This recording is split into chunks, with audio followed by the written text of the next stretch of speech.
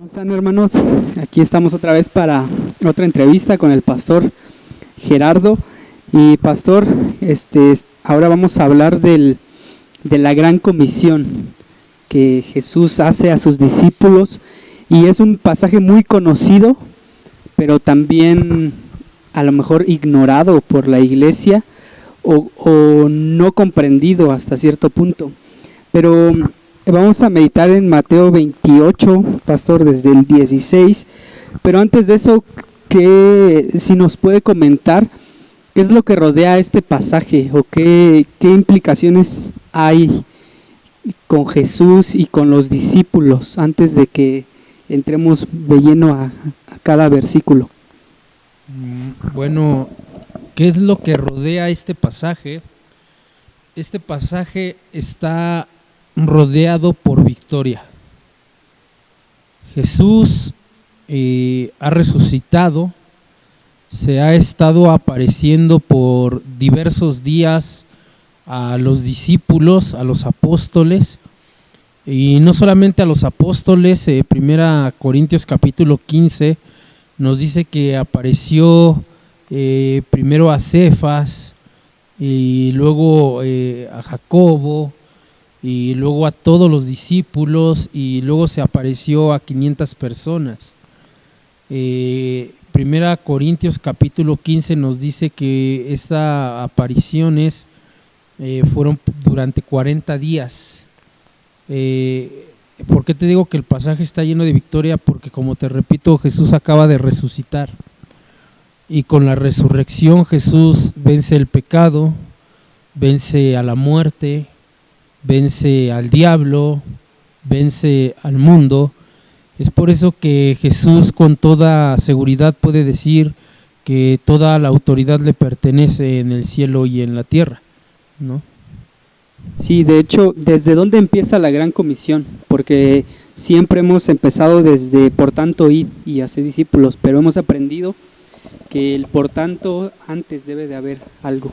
Sí, mira, la gran comisión, querido hermano, está basada en la autoridad de Cristo.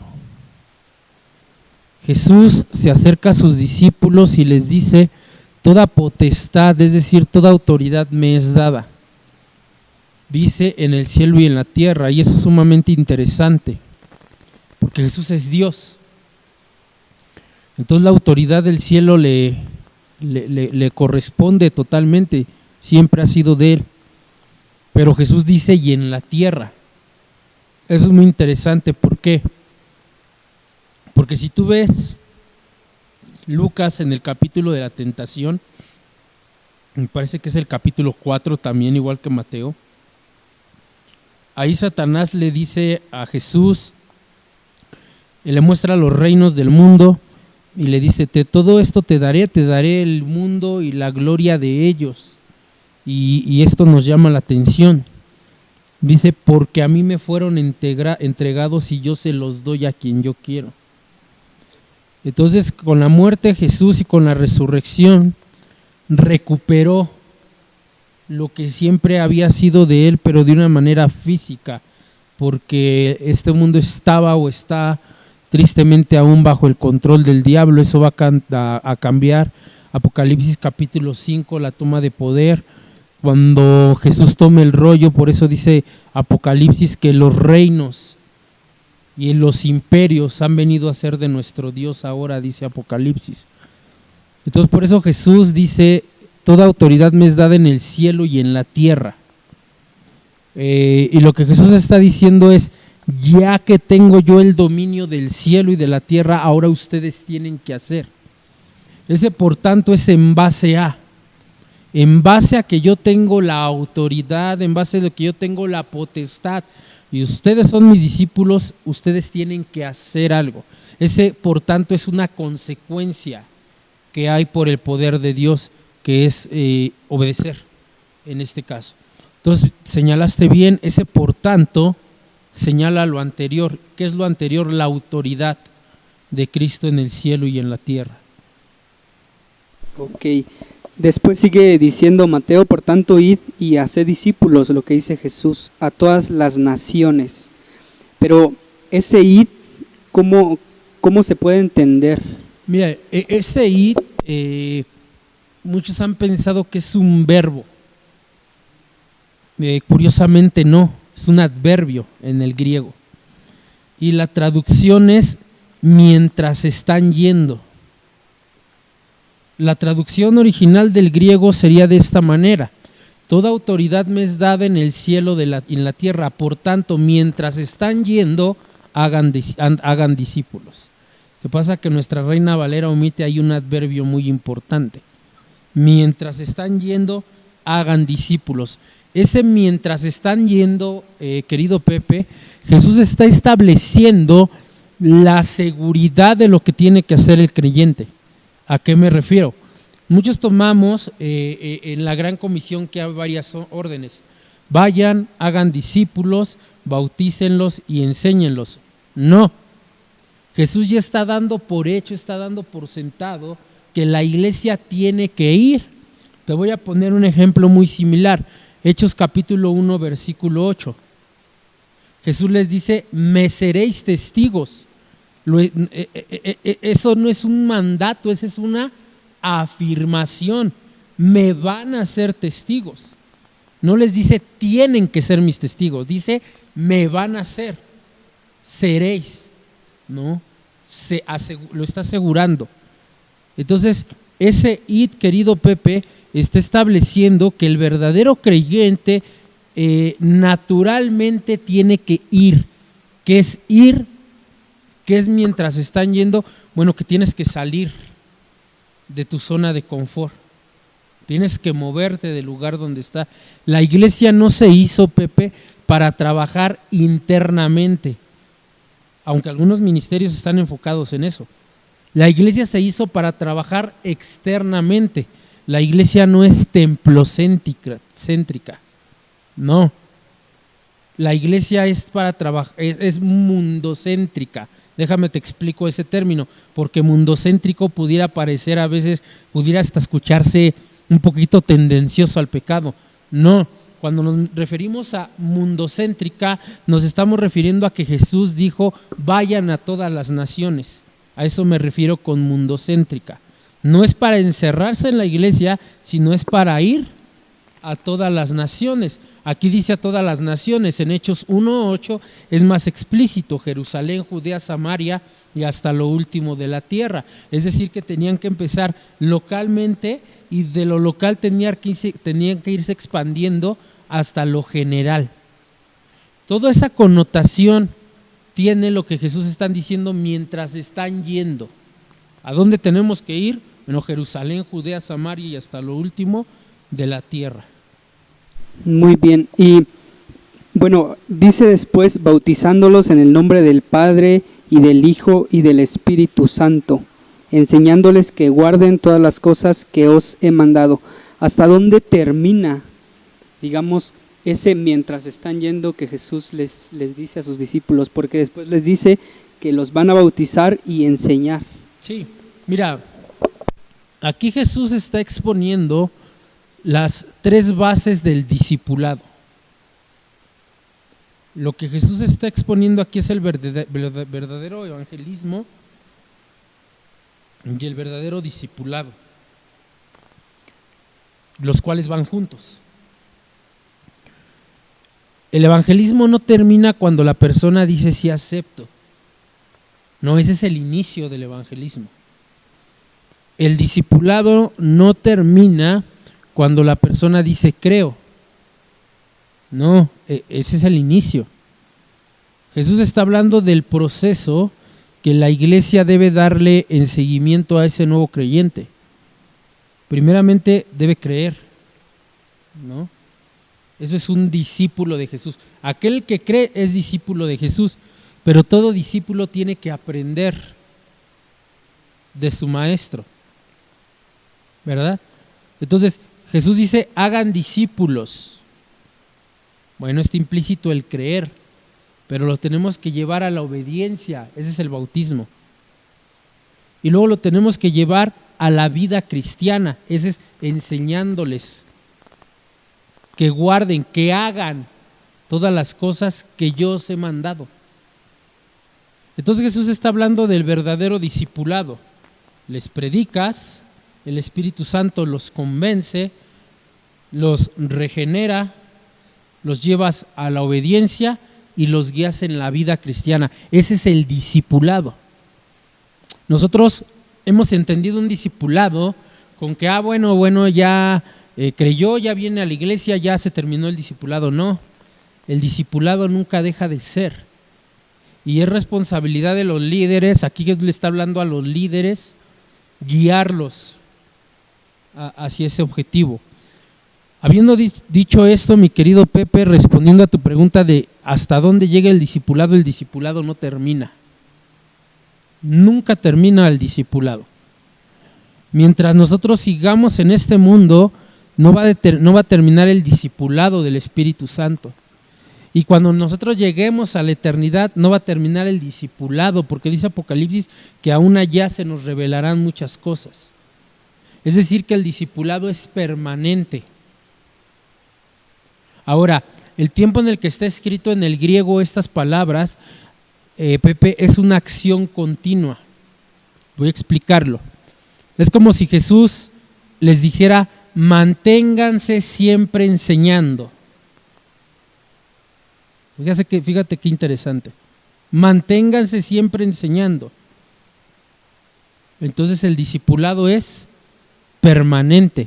Uno no puede decir, bueno, yo ya tomé tantos cursos, ya tuve tantos seminarios, ya estudié tantos libros, ya leí tantas veces la Biblia, yo creo que ya terminó el discipulado. No has entendido el discipulado.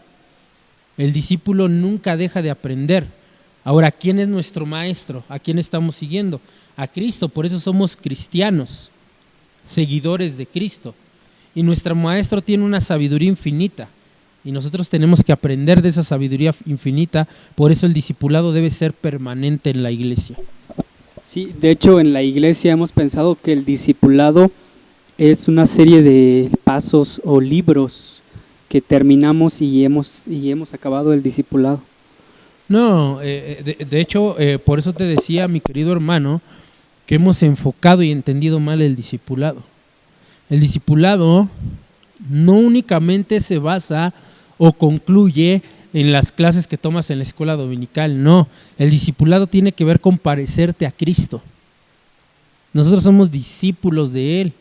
Y Él mismo dijo, bástele al discípulo ser como su maestro. Romanos capítulo 8 dice que tenemos que llegar a ser a su imagen. Es por eso que yo no puedo únicamente, concentrar el discipulado a la escuela dominical. No. El discipulado cristiano es toda la vida. Amén, amén, pastor. Hay una palabra que dice a todas las naciones. Hacer discípulos a todas las naciones. ¿Qué significa esta palabra de naciones aquí? Fíjate que eso es importante también, mi querido hermano, porque muchos han entendido que todas las naciones tendrán que ser cristianas. De hecho, algunos han argumentado que hasta que todas las naciones no se conviertan, Cristo no regresa. Bueno, eso se conoce como escatología ficción. Eso no enseña la Biblia.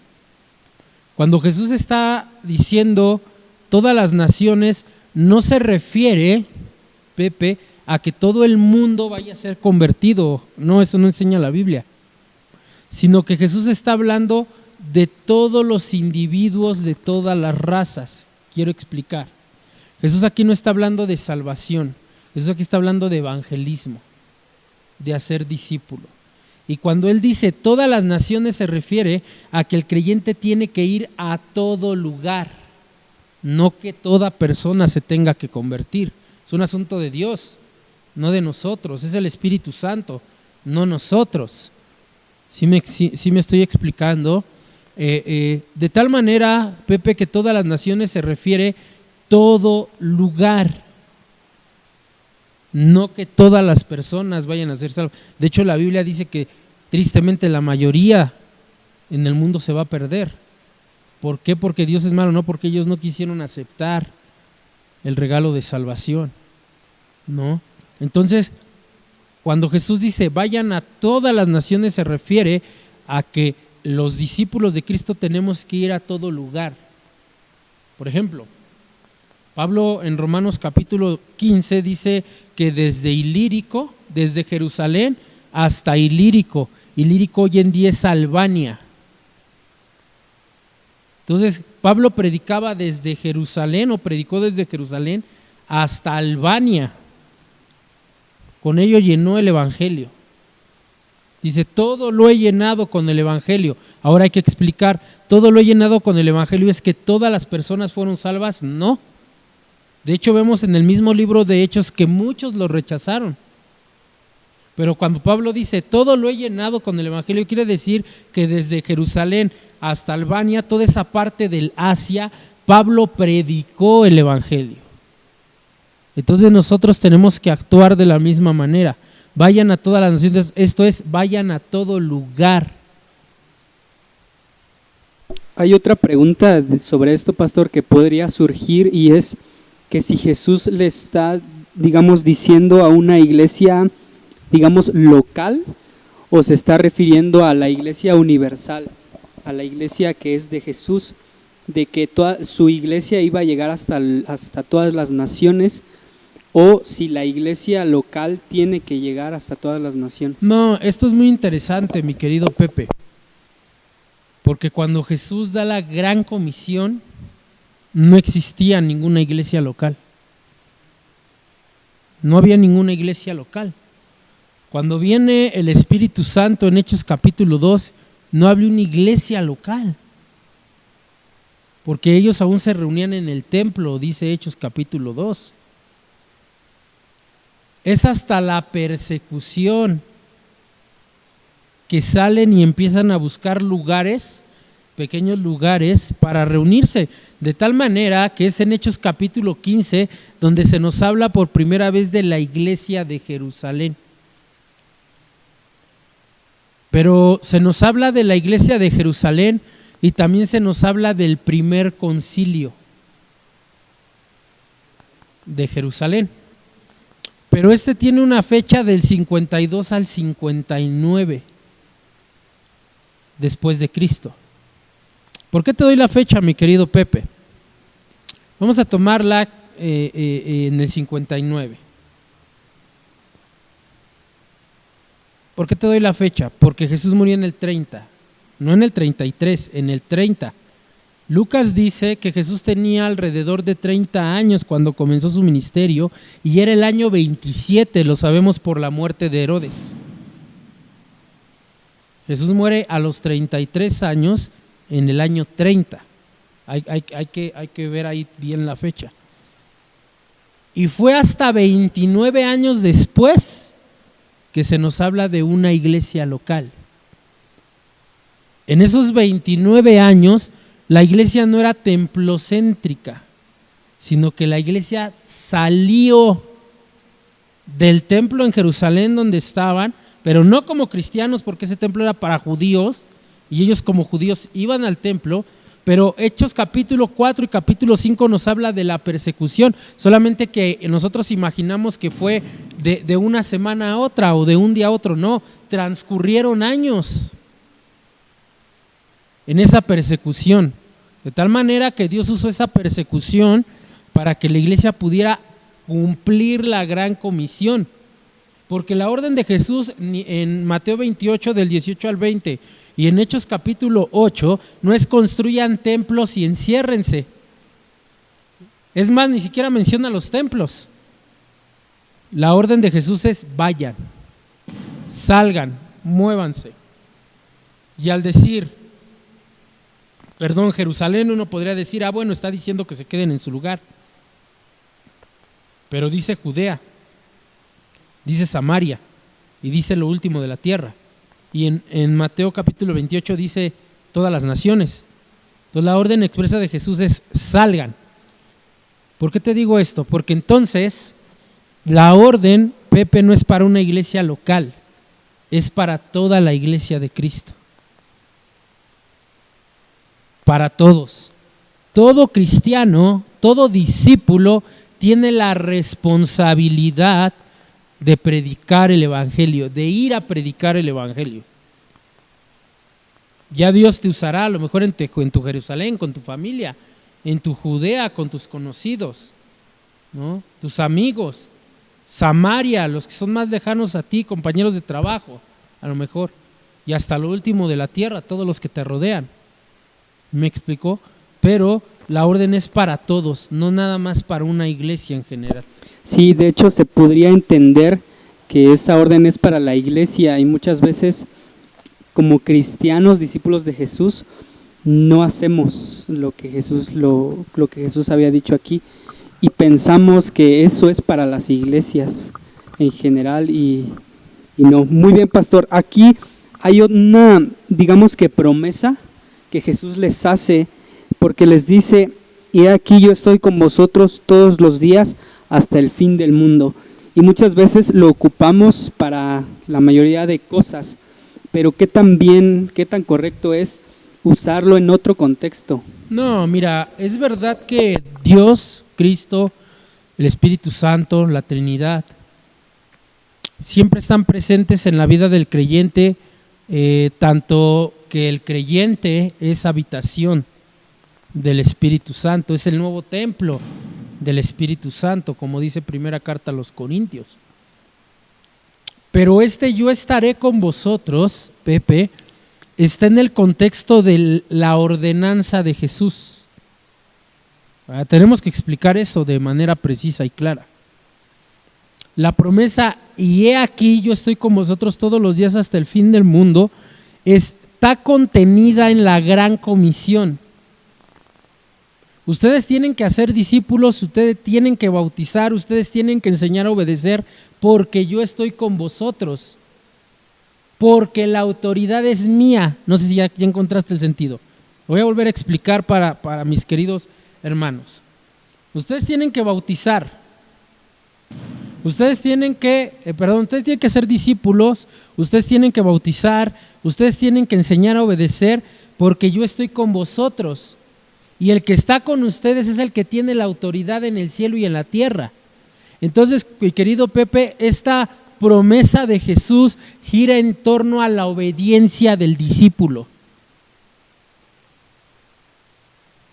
Bueno, Jesús, ¿yo por qué tengo que obedecerte? Pues porque yo estoy contigo.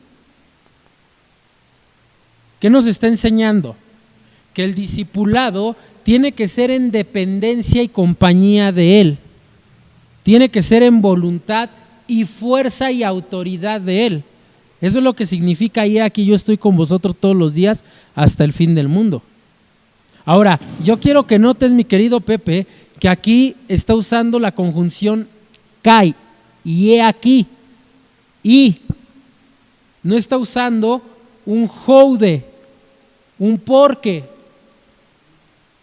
¿No? El texto no dice porque yo estoy con vosotros todos los días, no, dice y he aquí yo estoy con vosotros todos los días hasta el fin del mundo. Entonces pudiéramos decir que el hecho de que Jesús cumpla esta promesa está condicionado por la obediencia. La respuesta es sí, porque el discipulado tiene que ser en su autoridad. Toda autoridad es mía, tanto en el cielo como en la tierra, por tanto, y he aquí. Tenemos que analizar la construcción gramatical del texto, ¿verdad? Entonces, nosotros siempre decimos, no, pues Jesús prometió que estaría con nosotros todos los días hasta el fin del mundo. Sí, en el asunto de tu obediencia a la gran comisión. Muy bien, pastor. Es cierto que en la iglesia, en las iglesias, los hermanos ya salen a diferentes actividades, profesiones. Entonces, ¿qué consejo daría, pastor, a la iglesia de acuerdo a este pasaje, a esta gran comisión que Jesús ha hecho? Pues más que un consejo, mi querido Pepe, sería una exhortación. Y la exhortación es a cumplir la gran comisión. Tristemente, la mayoría de la iglesia, no me estoy refiriendo a esta iglesia, sino como veíamos a todas las iglesias, no cumplimos la gran comisión. Nos hemos vuelto templocéntricos. Todo tiene que ser dentro del templo. No queremos salir a predicar el evangelio. Ahora mismo en esta iglesia estamos convocando para un ministerio de evangelismo fuerte. La iglesia, a medida que ha avanzado la historia, ha dejado la gran comisión. Lo que hoy más trabajo, Pepe, le cuesta hacer a la iglesia es evangelizar. Porque no tenemos testimonio o porque no tenemos confianza. Eso es a lo que apunta el he aquí yo estoy con vosotros todos los días. Es yo te respaldo en la gran comisión. Nosotros sabemos que Dios nos respalda. El problema es que nos hemos vuelto flojos. Nos hemos vuelto apáticos, inmisericordes para con los prójimos. ¿Por qué la iglesia primitiva, querido Pepe, tenía tanto celo por la evangelización? Tanto que el apóstol Pablo dijo, me es impuesta la necesidad de predicar, ¡ay de mí! Si no predicara, y no se refiere al púlpito, se refiere a la evangelización. Bueno, porque la iglesia no es obediente, porque la iglesia ha perdido la devoción en la oración, ha perdido el fervor en la palabra de Dios. Entonces, mi exhortación sería regresemos a ello para poder cumplir la gran comisión. Yo te voy a poner unos ejemplos, Pepe. Por ejemplo, el gran avivamiento inglés o los grandes avivamientos ingleses. Y yo te voy a hablar 3 personas: Jonathan Edwards, John Owen y George Whitefield. Los 3 grandes avivadores. ¿Por qué ellos tuvieron tanta influencia en la comunidad inglesa de tal manera que miles fueron al arrepentimiento? Bueno, porque ellos tenían una vida de oración, porque ellos tenían una vida de meditación en las Escrituras. Ellos no les predicaban experiencias suyas. Hoy en día, Pepe, tristemente en la predicación se conoce más la vida del predicador que el predicado. Porque estamos acostumbrados a la gente a hablarles más de nosotros que de Cristo.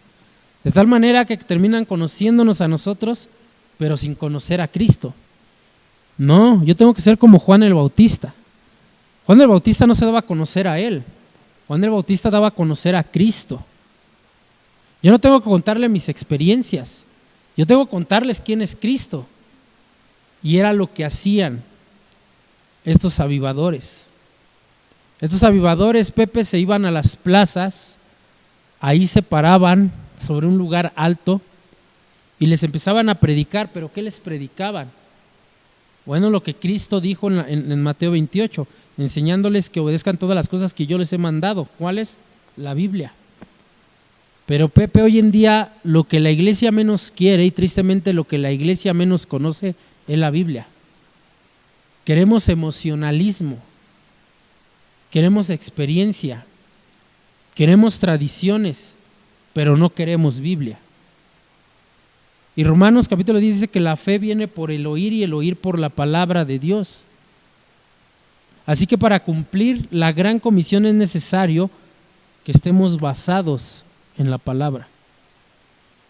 Pero la iglesia lo que menos quiere hoy es Biblia. Es que la letra mata. Bueno, estás mal entendiendo el texto. Pablo se refiere a la ley. Pero la ley te lleva a Cristo y Cristo es el que te da la salvación. Entonces esa sería mi exhortación para la iglesia y para mí mismo. Cumplir la gran comisión. Allá afuera, Pepe, que es a donde Jesús nos mandó, que es el trabajo, hay mucha gente que se está perdiendo, que se está yendo sin Cristo, mientras la iglesia está encerrada. Pero ¿quién les va a predicar a ellos? El evangelio no les va a llegar solo. Tenemos que ir cada uno de nosotros. Amén, pastor. Pues gracias. Oramos para que la iglesia pueda ser movilizada, para que pueda salir y tener confianza, valor, pero sobre todo también conocer la palabra de Dios, pastor. Gracias. Nos vemos en la próxima.